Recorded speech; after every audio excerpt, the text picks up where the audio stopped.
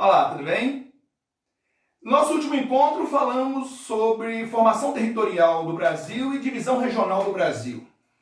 Terminamos nossa aula falando dos modelos de divisão regional e ao longo da aula falamos de como o Brasil foi se formando em termos territoriais, desde o período colonial até os dias atuais, envolvendo aí ciclos econômicos, divisões do Brasil, desde as capitanias hereditárias até as atuais divisões regionais. Falamos um pouco sobre alguns tratados que redefiniram as fronteiras do Brasil, e terminamos nosso encontro falando um pouco sobre as divisões que o Brasil, as divisões regionais que o Brasil tem, sendo que a divisão oficial é a do IBGE, elaborada no final dos anos 60, 69, que é a divisão em macro-regiões, que dura até hoje, uma divisão em 5 regiões. Região Norte, com os estados do Pará, Amazonas, Rondônia, Acre, Roraima, Amapá e Tocantins, é a mais extensa região brasileira.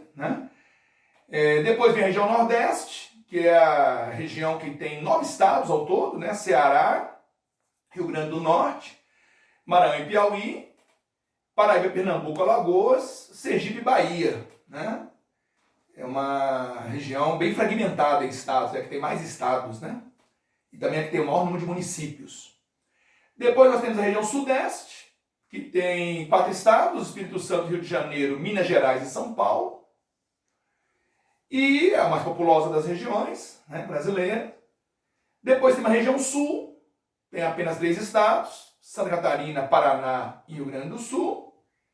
E por fim a região Centro-Oeste, que tem os estados do Mato Grosso do Sul, Goiás e o Distrito Federal.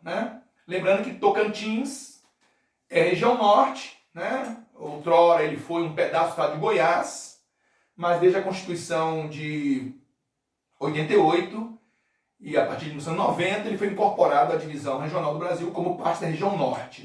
Essa divisão regional é a divisão oficial que o IBGE utiliza até hoje, onde a divisão das regiões está baseada nas fronteiras entre os estados, é uma divisão rígida. Além dessa divisão oficial, nós ainda convivemos com outros 2 modelos de divisão, que eu também comentei no final do encontro passado, que é a do Pedro Pinchas Geiger, um geógrafo brasileiro que já daqui a pouco é centenário já, e ele está vivo até hoje, e ele fez uma divisão em 3 complexos regionais, aí ele levou em consideração características que vão além das características naturais, das regiões naturais do Brasil. Ele levou em consideração características socioeconômicas, os arranjos produtivos regionais, e aí ele dividiu o Brasil em 3 complexos regionais, que é a Amazônia, e nessa divisão você não vai ter uma divisão rígida das regiões pela fronteira dos estados, ela invade pedaços de estados, Então a Amazônia é toda a região norte que a gente conhece, Rondônia, Acre, Amazonas, Pará, Roraima, Amapá e Tocantins, mais o oeste do Maranhão e o norte do Mato Grosso, quase metade do Mato Grosso, entraria nessa região da Amazônia. O nordeste ele iria ali do Maranhão, tirando o oeste, que já ficou na Amazônia, e pegando todos os estados do Nordeste, incluindo o norte de Minas, o Vale do Jequitinhonha, isso seria o Nordeste, que é uma região sertaneja, semiárida, inclusive, esse norte de Minas, E o Centro-Sul seria o restante que sobrou, quer dizer, o Goiás, o DF, o resto do Mato Grosso e todo o Mato Grosso do Sul, e toda a região Sudeste, menos o norte de Minas, que já ficou no Nordeste, e toda a região Sul. Então essa seria essa divisão. E a outra divisão, também conhecida, é a do Milton Santos, que foi um grande geógrafo brasileiro, que dividiu o Brasil em região concentrada, que é o Sudeste e o Sul. Ele fundiu essas 2 regiões, consideradas as regiões mais ricas, mais populosas, com maior dinâmica econômica, mais industrializada, o maior polo de desenvolvimento e riqueza do Brasil, de tecnologia, de conexão com as economias globais, de integração com as economias globais. Ele chama de região concentrada. O Nordeste, que nós conhecemos, a norte ele chama de região amazônica, né? O Amazônia, que incorpora os estados da região norte, menos o Tocantins, porque ele manteve o Tocantins no centro-oeste, né? Na divisão dele. Mas também não é uma divisão oficial. Mas é bom que você conheça que existem outras divisões. Bom, pessoal, então a gente fez uma introdução falando um pouco sobre a questão das divisões regionais e da formação territorial do Brasil. E agora a gente vai entrar no estudo regional do Brasil. Quer dizer, a gente vai passar por cada uma das 5 regiões brasileiras e falar um pouco das suas características, da sua história, da sua organização geoeconômica, né? Que a gente possa entender melhor o Brasil regional. E ainda vamos começar pela região Nordeste, que é a região mais antiga do Brasil, né? A primeira a ser povoada pelo colonizador e onde se concentrou os primeiros ciclos econômicos do Brasil, né? Nós tivemos o ciclo do pau-brasil, em seguida o ciclo da cana, né? Paralelo a esses 2 ciclos se desenvolveu também um ciclo pecuarista, mais para o interior, mais para a área sertaneja, né? E o Nordeste foi uma região central, né, nesse período inicial da colonização brasileira. Isso durou ao longo do século XVI, XVII, né, até meados do século XVIII, né, quando essa região foi perdendo progressivamente espaço para o Sudeste, né, pela mineração, que aflorou em Minas Gerais. Depois, ainda no Sudeste, a mineração foi substituída pela cafeicultura, né, que foi um ciclo que durou ao longo de todo o século XIX e entrou pelo XX, né? Entrou em decadência a partir da crise de 29, e na sequência o Sudeste acumulou um terceiro ciclo, que é o ciclo da industrialização, né? Que aí produziu toda a urbanização brasileira, atraiu população para a região, né? A região se tornou uma grande produtora de riquezas, né? Com uma agricultura moderna, produtiva, com o maior parque industrial da América Latina. Então, o Sudeste roubou, vamos chamar assim, o espaço, né, geoeconômico principal que até meados do século XVIII, né, pertencia ao Nordeste, né? Inclusive a capital brasileira primeira foi lá em Salvador, depois que ela foi transferida para o Rio de Janeiro e depois para o Distrito Federal aqui no Centro-Oeste, né? E aí o Nordeste então tem todo esse histórico, né? E mesmo ele sendo desbancado, vamos chamar assim, pelo Sudeste, o Nordeste é uma região muito importante do Brasil, né? Ela tem quase 1/3 da população, quase 1/5 do território nacional, né? A terceira região na composição do PIB nacional, na geração de riqueza, né? Regionalmente falando, ela é a terceira, né, região em termos de tamanho de PIB. Tem a segunda maior população, o segundo maior colégio eleitoral, né? Então o Nordeste ele é uma região de grande valor, de muita importância, e uma região marcada por muitos contrastes, né, por muitas desigualdades, né, assim como o Brasil, né, uma situação de injusta distribuição de renda, de terra, né, marcada também ainda por muitos dados socioeconômicos, né, que mostram que a região ainda atravessa muita vulnerabilidade nesse aspecto, né, ainda tem uma elevada taxa de mortalidade infantil perante a média nacional, né, ainda tem um elevado analfabetismo quando se comparado com a média nacional, o IDH regional é o menor, né? Então é uma região ainda que o nível de urbanização ainda é o menor do país. Então assim, é uma região que ao mesmo tempo tem seu valor, sua importância, ela também carrega uma série de circunstâncias ainda que precisam melhorar, né? É uma região marcada por elites, né? Por oligarquias que até hoje ainda se perpetuam no poder, né? Canalizam seus esforços, né, para concentrar mais renda, mais terra, mais poder, né, em detrimento de uma parcela grande da população ainda muito carente. Certo? Uma região que sempre ajudou muito no povoamento e na construção do restante do Brasil, através das migrações regionais, né? Mas uma região que vem conhecendo também nos últimos anos um maior desenvolvimento, acima inclusive da média nacional, né? Uma migração de retorno, né? Um destaque de polos industriais e agroindustriais, um destaque no setor de serviços, na área de turismo, e alguns destaques também na área educacional nacional, né? Com índices de estudantes, né? Que são medidos por determinadas avaliações nacionais, que mostram que lá há também centros de excelência na área de educação e na área de pesquisa também, ok? É uma região estratégica, uma região localizada numa posição do Brasil que a torna mais próxima da Europa, dos Estados Unidos. Então, em termos de comércio exterior, é uma região interessante, com uma estrutura portuária, né? Portos como Pecém, no Ceará, Cabedelo, na Paraíba, né? Suape, em Pernambuco, né? Então, tem uma estrutura portuária bastante interessante. Tem um grande destaque no setor petroquímico, né? Químico. Essa região é uma grande produtora. O Nordeste como um todo é uma região importante na produção de petróleo nacional, né? Principalmente o estado da Bahia, né? Mas encontramos também produção, inclusive onshore, né? Feita em área continental, no Rio Grande do Norte, por exemplo.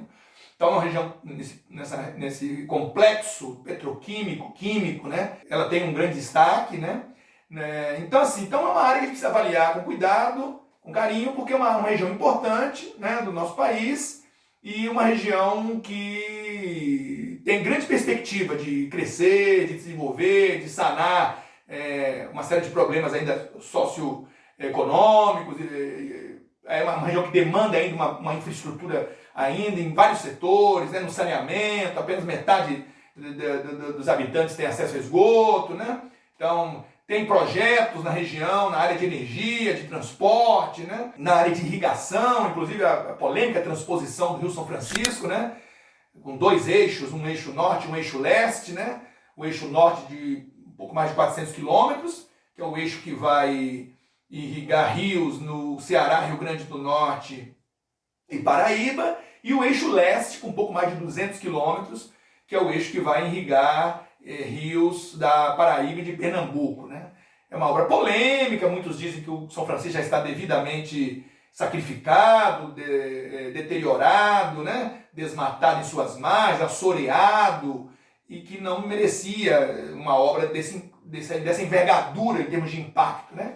E a outra parte, né, o governo, quando desenvolveu, disse que tinha licença ambiental, que ia deslocar um volume muito pequeno de água, né? Que ia paralelamente fazer obras de recuperação, né?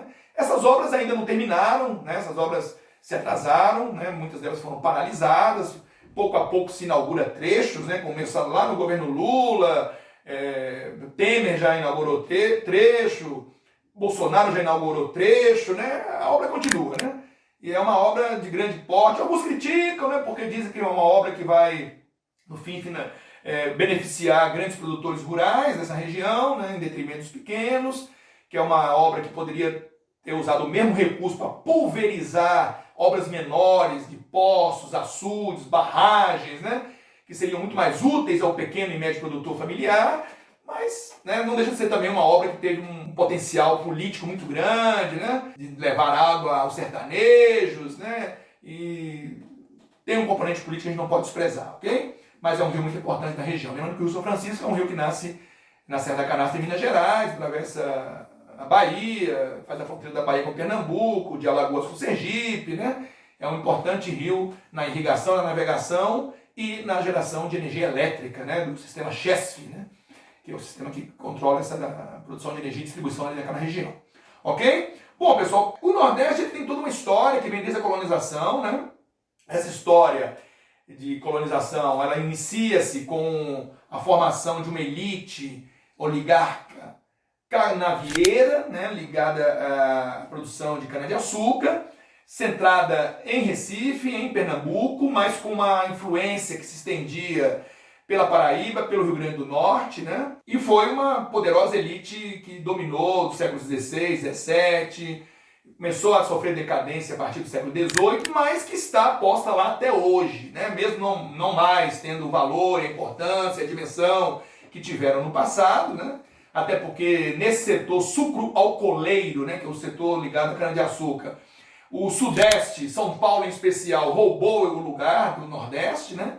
E se transformou num maior produtor nacional, e o Nordeste já chegou a representar 1/3 dessa produção, hoje tem pouco mais de 15, 16%, mas ainda representa um grupo importante na região. Paralelo a essa elite ou essa oligarquia do açúcar, né, o Nordeste açucareiro que a gente chama, né, havia também, mais ao sul, na Bahia, uma outra elite também açucareira, durante o período colonial, mas que estava mais independente dessa elite pernambucana. Essa elite baiana, açucareira, estendia suas influências até o estado de Sergipe, que é vizinho, né? Mais tarde, desenvolveu-se, mas aí já no início do século XX, uma elite cacaueira no sul da Bahia, né? E completando aí esse circuito do litoral oriental, né? Ceará e Piauí, durante esse período, né? Eles estiveram ligados a atividades mais de extrativismo, pecuária, né? E mais descolados dessas elites açucareiras nordestinas, né? E o Maranhão também serviu como ponte de ocupação da Amazônia e do futuro estado do Grão-Pará, como já discutimos na aula passada, e também estava distante desses grupos, né? Então, inicialmente, a base da formação das elites nordestinas é essa, né? Baseada nesses 4 grupos, ok? Essas elites sempre organizaram a vida regional do Nordeste segundo seus interesses, né? E o Nordeste sempre enfrentou problemas com a questão da seca, da estiagem prolongada, né? Às vezes, em alguns momentos, estiagens dramáticas, né? Longas estiagens que levaram à evasão de pessoas da região em grandes massas e mortes de grandes pessoas, como na segunda metade do século XIX, né? Se enfrentou isso, e aí os olhares, né, do poder central se voltaram para essa região, né, e passou-se a desenvolver políticas, né, já desde a época do Império, né, voltado para essa área, para evitar essas tragédias humanas associadas à seca. Na verdade, pessoal, aí entra naquele debate da indústria da seca, né? Quer dizer, o fato do Nordeste ter uma porção semiárida, que é apenas uma porção do Nordeste, não é o Nordeste inteiro, né? Porque o Nordeste, você sabe, ele se divide em 4 sub-regiões, né? A Zona da Mata, que é uma área litorânea, que vai ali do Rio Grande do Norte até o sul da Bahia, né? Que é a região mais densamente ocupada, onde está, das 9 capitais, 6 delas estão nessa região, né? É a região mais industrializada, mais arrecada com serviço e turismo, né, com melhor infraestrutura, então, com maior oferta de serviços e bens, né? Isso é a Zona da Mata, que é a tradicional zona açucareira do passado, né? O Agreste, que é uma zona de transição para o sertão, é uma área já, enquanto a Zona da Mata, né, é uma área de clima tropical úmido, né, onde estava ali a floresta atlântica, né? E além da vegetação litorânea, dos mangues, né? Isso é a Zona da Mata, né? Mas quando você entra no Agreste, você entra numa região de tropical semiúmido, né? Que aí já é uma transição para o tropical semiárido do sertão, né? E ali no Agreste se fixaram policulturas, né? Agricultura familiar, policultora, criação de gado leiteiro, né? Que constituiu as bases geoeconômicas daquela área, do Agreste, né? Temos importantes cidades no Agreste nordestino, Campina Grande na Paraíba, Caruaru em Pernambuco, Feira de Santana e Vitória da Conquista na Bahia, né? São alguns exemplos de importantes cidades, grandes cidades, no chamado Agreste nordestino. Aí nós entramos no sertão, que é uma área que corresponde a mais ou menos 60% da região, da área do Nordeste, que é a região do clima semiárido, né? Que é onde acontece a questão da seca, né? A seca do Nordeste tem a ver com muitos fatores de ordem natural, barreiras naturais, né, que estão em volta dessa área, regiões serranas, né? A mais famosa barreira é o Planalto da Borborema, né, que separa o litoral nordestino, né, a parte oriental ali, do interior, né? E aí, quando a umidade que vem do oceano tenta ultrapassar essa barreira, a massa de ar sobe, esfria, condensa e chove, né? Por uma frente, né? Por um lado da barreira, a outra fica seca, né? É uma área também de ventos, alísios, contralísios, né? Que muitas vezes dificulta, ao invés de estar atraindo a chuva, está expulsando os ventos úmidos, né? Tem a questão da porosidade dos solos e a dificuldade de armazenar água em seu interior, né? Então, assim, todos os rios correm para fora do país, são drenagem exorreica, que a gente chama, né? Quando o rio corre para fora, para o oceano, né? Então, tem tempo de trazer água para dentro, leva a água para fora. Então, assim, são várias as razões naturais, mas tem a questão do El Niño, Laninha, que influencia muito também, chuvas e secas do Nordeste, né? Mas Tem também um componente da estrutura fundiária nordestina, a má distribuição de terras, né? Como as elites tratam os recursos que são direcionados para aquela região, né? Em prol dos seus próprios empreendimentos, seus interesses, em detrimento dos interesses da população, né? A manutenção dessa situação de pobreza, de analfabetismo, né? De pouco emprego, transforma aquilo numa espécie de um curral eleitoral, né? Enfim, elegendo os filhos dessas mesmas elites, né? Historicamente. Então, há interesses em perpetuar essa situação, chamada indústria da seca, né?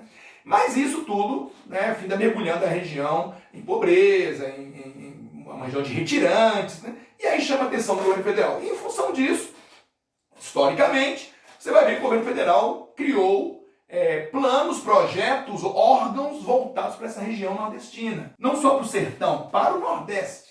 Né? Então, assim, eu vou citar aqui alguns exemplos. Por exemplo, Departamento Nacional de Obras contra a Seca, o DENOX.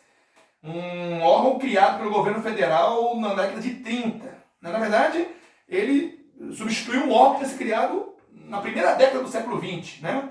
Era um órgão para fiscalizar obras contra a seca, que depois virou o DENOX. Né? O DENOX cuidava de quê? Construir barragens, açudes, né? Fazer obras, né? Para frentes de trabalho, para empregar pessoas que estavam desempregadas durante a seca, né? E com isso se dirigiam recursos federais para essas áreas, principalmente para o Ceará. O DENOX ele foi capturado pela elite cearense, né? Inclusive com sede em Fortaleza, né? E canalizou recursos para essa região que findou beneficiando os interesses, os projetos dessa elite. Muitas vezes o dinheiro que chegava lá não chegava nas obras, não chegava ao povo, né?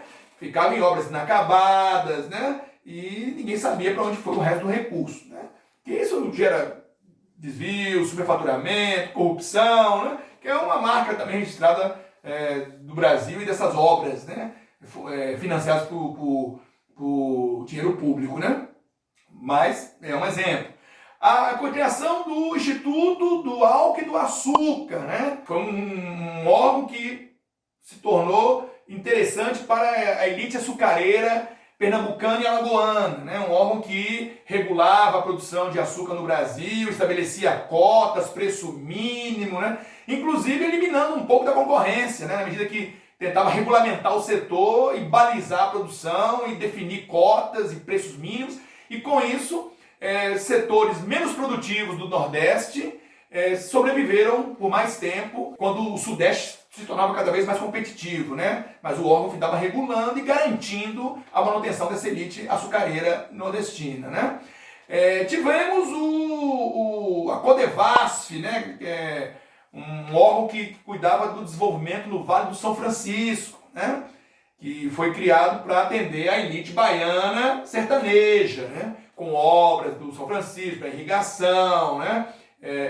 Construção de estradas, barragens, né? Desenvolver trechos navegáveis dos rios. Então, assim, outro órgão com dinheiro federal, né? E não só, os incentivos estaduais também, né? Então, assim, a história do Nordeste é pontuada por esse olhar, né? Por esse deslocamento de recurso público federal na direção da região. Quer dizer, uma região que sempre sorveu muito recurso público, porém que não beneficiou a grande parte da população em função das mecânicas definidas pelas elites nordestinas, né? Tranquilo? Mas essa situação ela foi se alterando ao longo do tempo. Por quê? Porque esse Nordeste açucareiro, no sertão se definiu uma elite algodoeira, pecuarista, né? Que abasteceu a Europa, né? Desde a Revolução Industrial, abasteceu mercados que os americanos não estavam podendo abastecer durante a Guerra Civil Americana de 1861 a 1865, isso lá no século XIX, né? Então, assim, essas elites todas, esses nordestes todos, eles vão ser unidos na medida que o sudeste brasileiro vai se tornar a maior região do país e vai adentrar no processo industrial, né?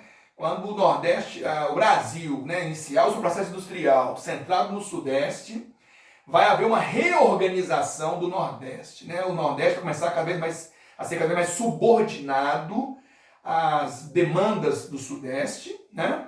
E vai se tornar gradativamente num polo industrial secundário, marginal, né, com vista a atender os interesses do Sudeste. Tá? E sobre essa transformação, né, do Nordeste, dos Nordestes, né, em um Nordeste periférico ao Sudeste industrial, nós falaremos no nosso próximo encontro, ok? Até a próxima.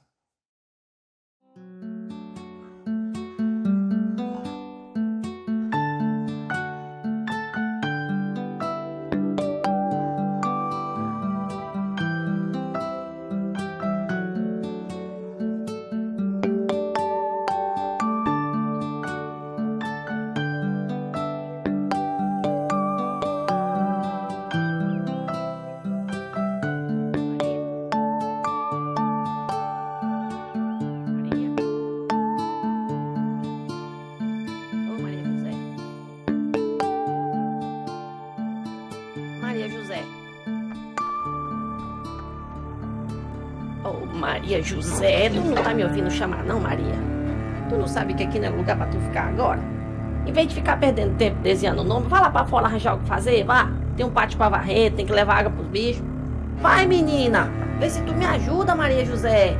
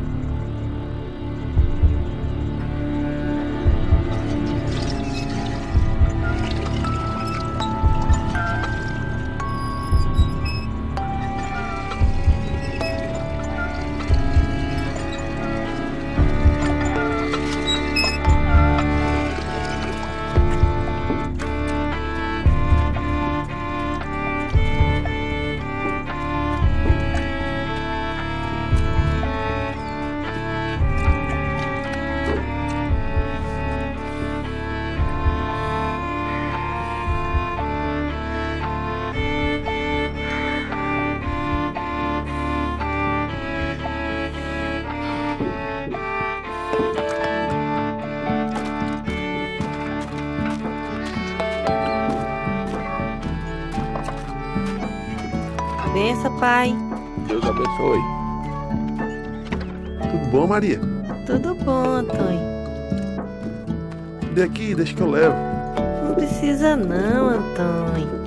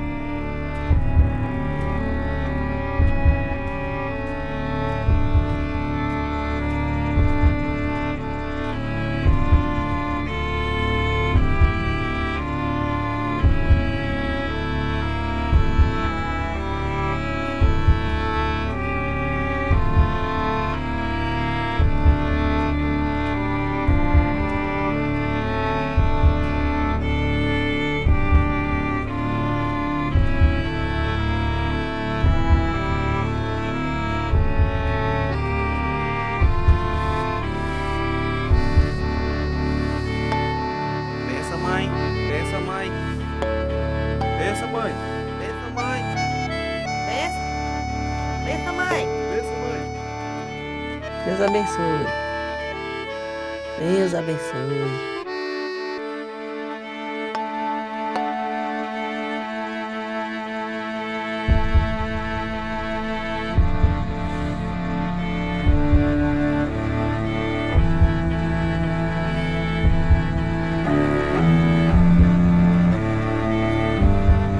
Lude.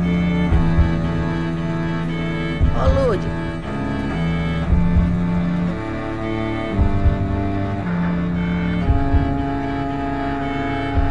Ô, Lude. Ô, Lude, tu não tá me ouvindo chamar não, Lude? Tu não sabe que aqui não é lugar pra tu ficar agora? Em vez de ficar perdendo tempo desenhando o nome, vai lá pra fora arranjar o que fazer, vá. Tem um pátio pra varrer, tem que levar água pro bicho. Vai, menina! Vê se tu me ajuda, Lude. Fica aí fazendo nada.